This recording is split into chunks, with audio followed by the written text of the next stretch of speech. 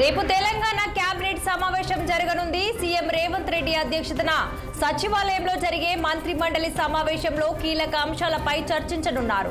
రాజ్యం యువ వికాసం, వానాకాలం పంటలు, ఇందిరమ్మ ఇల్లు, భూభారతిపై చర్చించనున్నారు. అలాగే కాళేశ్వరం విజిలెన్స్, ఎన్డీఎస్ఏ నివేదిక అంశాలను ప్రస్తావించనున్నారు. అలాగే ప్రభుత్వ ఉద్యోగుల సమస్యలపై కమిటీ నివేదిక పైన డిస్కస్ చేయనున్నారు.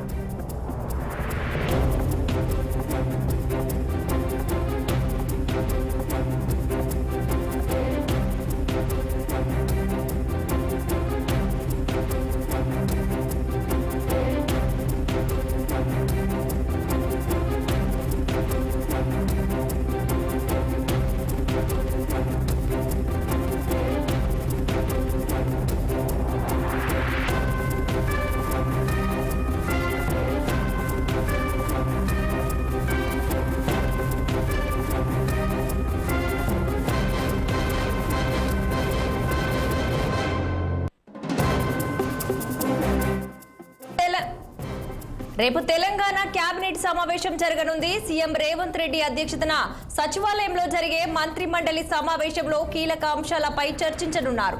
అలాగే రాజీవ్ యువ వికాసం, వానాకాలం పంటలు, ఇందిరమ్మ ఇల్లు, భూభారతిపై చర్చించనున్నారు. ఇక అలాగే కాళేశ్వరం విజిలెన్స్, ఎన్డీఎస్ఏ నివేదిక అంశాలను ప్రస్తావించనున్నారు. ప్రభుత్వ ఉద్యోగుల సమస్యలపై కమిటీ నివేదికపై డిస్కస్ చేయనున్నారు. ఇక ఇదే అంశంపై మరింత సమాచారం మా ప్రతినిధి అశోక్ రెడ్డి ఫోన్ లైన్ లో అందించేందుకు సిద్ధంగా ఉన్నారు. అశోక్, చెప్పండి, తెలంగాణ కేబినెట్ భేటీ రేపు జరగనుంది. సమావేశం ఎజెండా ఏంటి?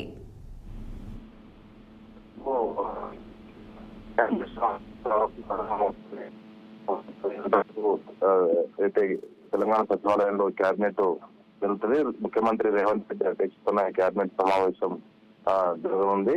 ఇప్పటికే షెడ్యూల్ ప్రిపేర్ అయింది. సో దీనికంతా మంత్రులు హాజరయ్యే అవకాశాలు ఉన్నాయి.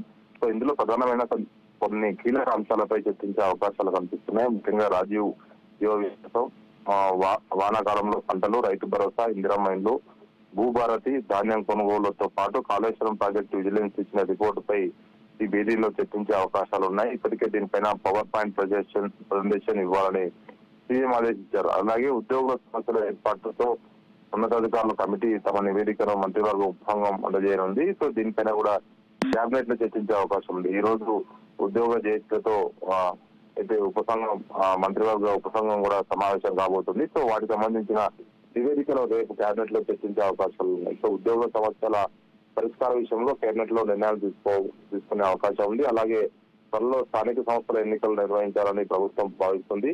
సో బీసీ డెడికేటెడ్ కమిషన్ ఇచ్చే రిజర్వేషన్లకు ఈ కేబినెట్ లో ఆమోదం తెలిపే అవకాశాలు ఉన్నాయి. మొత్తానికైతే రేపు కేబినెట్ లో పలు కీలక అంశాలపై అవకాశం ఉంది. ఇప్పటికే పలు పథకాలు అమలులో ఉన్నాయి కాబట్టి వాటిని ప్రజల్లోకి ఇంకా ఎలా తీసుకెళ్లాలి, బీఆర్ఎస్ బీజేపీ ప్రభుత్వంపై విమర్శలు చేస్తుంది. సో వాటిని ఎలా తిప్పుకొట్టాలా, ప్రభుత్వ పథకాలను గ్రామ స్థాయిలో ఉన్న పేదలకు ఎలా చేరవేయాలి దానిపైన రేపు కేబినెట్ లో చర్చించే అవకాశం ఉంది.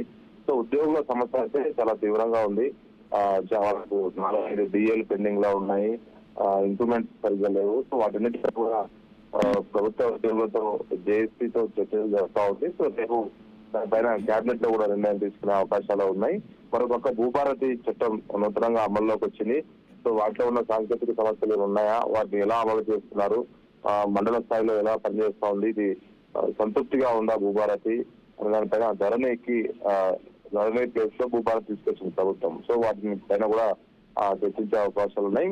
రాజీవ్ యువ వికాసం పేరుతో ప్రభుత్వం తీసుకొచ్చింది. ఎవరైతే దీనికి అర్హులు ఉన్నారో వాళ్ళని అప్లై చేసుకోవచ్చు అని చెప్పింది. కానీ అందులో కొన్ని సాంకేతిక సమస్యలు లబ్ధిదారులు కాకుండా ఎవరికి పడితే వాళ్ళకు ఇచ్చారంటూ ఆరోపణలు ఉన్నాయి. సో ప్రస్తుతం దాన్ని హోల్డ్ లో పెట్టారు. సో దానిపైన కూడా రేపు కేబినెట్ లో చర్చించే అవకాశం ఉంది. మరో పక్క ఇందిరమ్మ ఇళ్ల పైన కూడా ప్రధానంగా చర్చించే అవకాశాలు ఉన్నాయి. ఇందిరమ్మ ఇల్లు తెలంగాణ వ్యాప్తంగా చాలా గ్రామాల్లో ఇంకా సరిగ్గా అమలు కావట్లేదు. అంటే ఇంకా వెయిటింగ్ చేస్తున్నారు. కొన్ని గ్రామాలకు మాత్రమే ఇప్పుడు ఇందిరమ్మ ఇల్లు వచ్చాయి. కాబట్టి మిగతా ఇందిరమ్మ ఇల్లు ఎంతవరకు వచ్చాయి, ఎవరెవరికి వచ్చాయి, సో లబ్ధిదారులు ఎవరు, వాటన్నింటిపైన కూడా ఇంకా చర్చించే అవకాశాలు ఉన్నాయి. మరోపక్క ధాన్యం కొనుగోలు అంశం చాలా కీలకంగా ఉంది.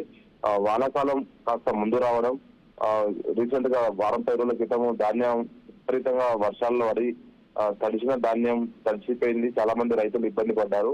సో తడిచిన ధాన్యాన్ని కొనుగోలు ప్రభుత్వం చేయాలని చెప్పినప్పటికీ అక్కడక్కడ ఇబ్బందులు ఏర్పడ్డాయి కాబట్టి వాటిపైన కూడా ఒక నివేదిక ఇవ్వాలని చెప్పి సో వీటన్నిటిపైన కూడా చర్చించే అవకాశం ఉంది. మరొక కాళేశ్వరం ప్రాజెక్టు విజిలెన్స్ ఇచ్చిన రిపోర్టును కూడా ఈ సమావేశంలో చర్చించే అవకాశం ఉంది. ఇప్పటికే కాళేశ్వరం విషయంలో అటు కేసీఆర్ కు, కేసీఆర్ హరీష్ రావుకి, అదేవిధంగా మాజీ బీఆర్ఎస్ నాయకులు, ప్రస్తుత బీజేపీ ఎంపీ ఈటెల రాజేందర్ కూడా నోటీసులు అందజేశారు. వాళ్ళు రేపు వెళ్లే అవకాశాలు ఉన్నట్టు తెలుస్తోంది. రేపు అయితే వీళ్ళు కాళేశ్వరం ముందు హాజరు కావాల్సింది. మరి వారు వెళ్తారా లేదా చూడాలి. సో వీటన్నిటి అంశాలపైన కూడా కేంద్ర రాష్ట్ర కేబినెట్ లో ప్రధానంగా చర్చించే అవకాశం ఉంది. Thank you Ashok.